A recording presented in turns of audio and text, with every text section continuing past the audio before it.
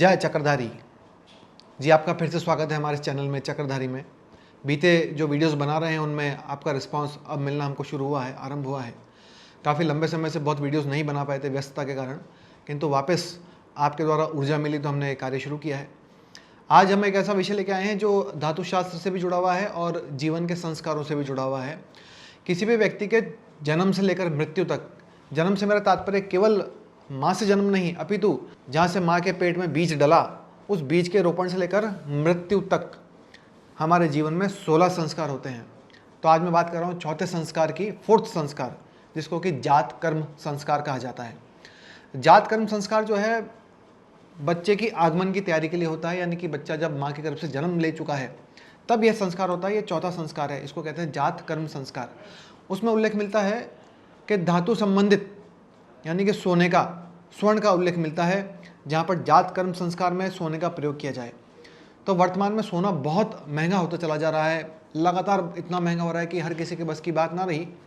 तो पूरे सोने की शलाका, जिससे कि बच्चे के जिह्वा पर ओम लिखा जाता है, वैदिक ओम, ओ उमा, 3 अक्षरों वाला ओम लिखा जाता है।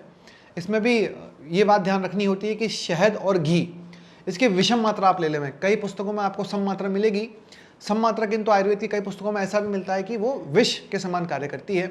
और कुछ पुस्तकों में ये लिखा है कि आप सम मात्रा ना लेकर के विषम मात्रा आप ले लें, यानी कि बराबर मात्रा घी और शहद की ना लें। जैसे मान लो आपने 40/60 का रेशो रख करके शहद और घी का आपने मिक्सचर बना दिया, तो उससे आप बच्चे की जिह्वा पर ओम लिख सकते हैं। इसी प्रकार से उसके बच्चे के जन्म लेने के बाद जब ओम लिखते हैं तो कानों में भी कुछ मंत्र कहे जाते हैं, दोनों कानों में अलग अलग मंत्र कहे जाते हैं। इस प्रकार की कई प्रकार की विधियां हैं जो कि जात कर्म में है। मुख्य रूप से आज जो हम चर्चा कर रहे हैं वो उस धातु की कर रहे हैं जो जात कर्म संस्कार में काम में आती है। इस पूरे संस्कार की मैं चर्चा नहीं कर रहा हूँ कि क्या उसकी विधि है, क्या प्रोसेस है, किंतु यह आप मेरे हाथ में देखेंगे और आपकी स्क्रीन पे भी आपको आराम से दिखाई देगा, यह शलाका है। यह शलाका का तात्पर्य हुआ कि एक प्रकार के पेन है, पेन, इस प्रकार के पेन जिससे बच्चे की जिह्वा पर शहद और घी के मिक्सचर से वैदिक ओम, ओ उमा लिखा जाए। जैसे बच्चा जन्म लेता है तो पिता को ये काम करना होता है। तो इससे जो है आप देखेंगे 2 चीज़ें हैं। आप जो तीखा भाग है, पैना भाग है, उस पैने भाग से जो है आप ओम लिखेंगे। हालांकि इतना पैना नहीं कि जीवा में छेद कर दे, है ना। तो ये स्वर्ण का है। अच्छा, इसमें दूसरी बात जो बहुत महत्वपूर्ण है, बहुत ध्यान रखने योग्य है, वो है इन धातुओं की शुद्धता, यानी कि इसकी प्योरिटी लगभग 24 कैरेट होनी चाहिए। हालांकि हमने इस चीज़ को मेंटेन करा है 24 कैरेट प्योरिटी में। तो ये 24 कैरेट की स्वर्ण की शलाका तैयार कर दी है। इसकी शुद्धता 99.99% है। ठीक इसी प्रकार हमने चांदी की ये शलाका पूरी चांदी की तैयार कर दी है, जिसकी शुद्धता 99.99% है। इसके अलावा हमने क्या करा कि चांदी और सोना, जिसके आप देखेंगे दोनों तरह की जो टिप्स हैं, ये तिकोनी टिप्स और ये पीछे की जो दवाई इत्यादि चटाने के काम में आती है वो वाली टिप, ये हमने सोने के लगा दी है। बीच का भाग हमने चांदी का लगा दिया है। इससे क्या हुआ, सोने का प्रयोग कम हो गया, जिससे कि कॉस्टिंग में कमी आ गई। तो जो व्यक्ति ले सकते हैं अपनी संतान के लिए, जिस संतान का आगमन धरती पर अभी अभी हुआ है, उसके जीवन पर्यंत स्वास्थ्य के लिए यदि कोई लेना चाहें तो वो इस प्रकार से 24 कैरेट की शलाका लेवें। प्राथमिकता ये है। बजट से बाहर जाती है तो आप जो है इस प्रकार की शलाका लेवें जिसमें उसकी टिप और पीछे का हिस्सा, ये दवाई चटाने के लिए काम में आता है, पीछे का हिस्सा सोने का हो, मध्य का भाग जो है वो चांदी का हो, रजत का हो। तो इससे आपकी कॉस्टिंग में कमी आ जाती है, आपको ये इकोनॉमिक हो जाता है और आपका काम भी हो जाता है। और जो इसको भी खरीदने में सक्षम नहीं है व्यक्ति, तो ऐसा नहीं है कि उसका अधिकार ही नहीं है कि वो जात कर्म संस्कार ही ना करे, ऐसा नहीं है। तो वहाँ पर आप रजत का प्रयोग कर सकते हैं, चांदी का प्रयोग कर सकते हैं। ये बहुत ही शुद्ध धातु, चांदी भी बहुत शुद्ध धातु, उच्चतम धातु, आयुर्वेद के अनुसार बहुत अद्भुत धातु मानी जाती है। हालांकि सोना तो नंबर 1 है ही, किंतु चांदी का भी प्रयोग किया जा सकता है।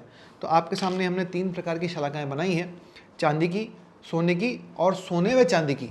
तो आप किसी भी बच्चे को जिसके लिए आप जात कर्म संस्कार कर रहे हैं, आपका पुरोहित, जो भी स्थानीय पुरोहित है जो इस विधि को जानता हो, आप उसका सहारा लेकर के उनके दिशा निर्देशन में कार्य को आप आगे बढ़ावें, जिससे कि आपकी संतान बहुत अच्छी हो, विद्वान हो, उसकी बोली में मिठास हो और शब्दों को तुरंत प्रभाव से वो सीख जाए। इस प्रकार से ये कर्म, जात कर्म संस्कार एक किसी बच्चे के जीवन में अद्भुत रूप से परिणाम देने में सक्षम है। तो आज के लिए इतना ही। और कई लोग घुट्टी की बात करते हैं कि बच्चे को किसके हाथ की घुट्टी पिलाई, तो घुट्टी पिलाई जाती है तो उसमें आप घुट्टी को चटावें। तो इस शलाका के पीछे का जो हिस्सा है, इसको आप किसी भी घुट्टी को चटाने के लिए भी काम में ले सकते हैं। तो वेदों में जो संस्कार है आपको मैंने बताया, इसको अलग अलग तरीके से अपनाया जाता है भारत में। आज भी अलग अलग विधियों से, अलग अलग मान्यताओं के अनुसार लोग इसको फॉलो करते हैं, इसको अपनाते हैं, जीवन में उतारते हैं। सही विधि है जातकर्म संस्कार की, जो कि आपको वेदों में अवश्य ही मिल जाएगी, पूरी वृहद वर्णन मिल जाएगी। और इसके अलावा आप सहारा ले सकते हैं आपके स्थानीय पुरोहित का। तो ये जो मैं जानता था, जो मैं समझता था, वो सारी सूचना हमने आपको प्रेषित कर दी है। इसके अलावा आपके हृदय में किसी प्रकार की जिज्ञासा उत्पन्न हो, आपको हमसे कुछ जानना हो, पूछना हो, समझना हो, तो आप हमें हमारे निजी व्हाट्सएप नंबर पर संदेश प्रेषित कर सकते हैं। मेरा नंबर है 9887917255। हमने वेबसाइट भी बना दी है www.चक्रधारी.com, जिस पर कि सभी उत्पाद जो इस प्रकार से वेदों से संबंधित, आयुर्वेद से संबंधित है, जो पूरा का पूरा मूल जिसका भारतीय है, इस प्रकार के उत्पाद हमने बना करके वेबसाइट पर डाल दिए। आप चाहें तो वहीं से भी ऑर्डर कर सकते हैं। और यदि स्थानीय आपके वहां पर कोई बना के देता है इस प्रकार की वस्तुएं, तो आप उनसे भी ले सकते हैं, कोई दिक्कत वाली बात नहीं है। आज के लिए इतना ही, आज्ञा दीजिए। जय चक्रधारी।